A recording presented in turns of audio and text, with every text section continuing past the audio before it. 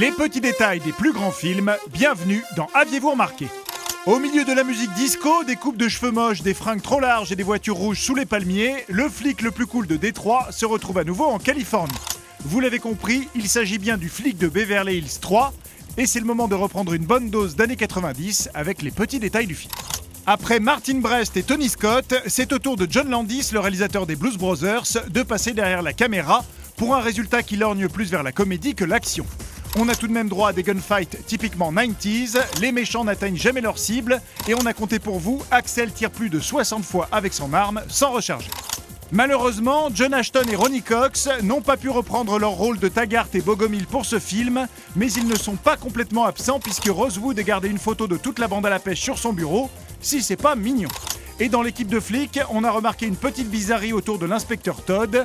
Sa femme l'appelle Douglas dans ce film, alors que dans le film précédent, on pouvait lire inspecteur G. Todd sur sa porte. Cette fois, Axel Foley doit enquêter sur des faussaires installés dans un parc d'attractions fictif à Los Angeles. L'occasion de faire un petit tour des parcs du coin. On peut ainsi reconnaître le Paramount's Great America dans la plupart des scènes, l'attraction des dinosaures du Knott's Berry Farm, et ceux qui ont eu la chance d'y aller auront sûrement reconnu que l'attraction Alien Attack que Janice montre à Axel n'est autre que le tremblement de terre du parc Universal Studios, auquel ils ont ajouté des robots aliens, des cyclones pour être exact, de la série originale Battlestar Galactica. Et un bon parc d'attractions ne serait rien sans une bonne mascotte. Ici, l'oncle Dave, un personnage inspiré de Walt Disney, évidemment. Il est joué par Alan Young, qui a donné sa voix à un autre oncle célèbre dans tous les dessins animés Disney depuis 1983, l'oncle Picsou. Quant à la chanson du parc, John Landis a fait appel au frère Sherman, auteur de la fameuse musique de l'attraction It's a Small World à Disneyland, pour la composer.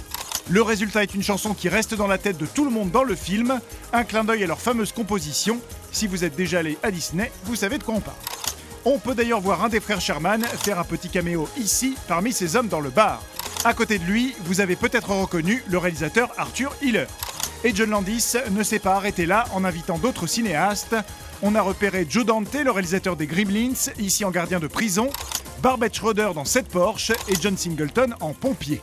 Et on a gardé le plus fun pour la fin, ce couple au pull bien coloré devant lequel Axel Foley coupe dans la queue du parc d'attractions n'est autre qu'un certain George Lucas, accompagné de sa femme de l'époque. Mais ça bien sûr, vous l'aviez remarqué, non ?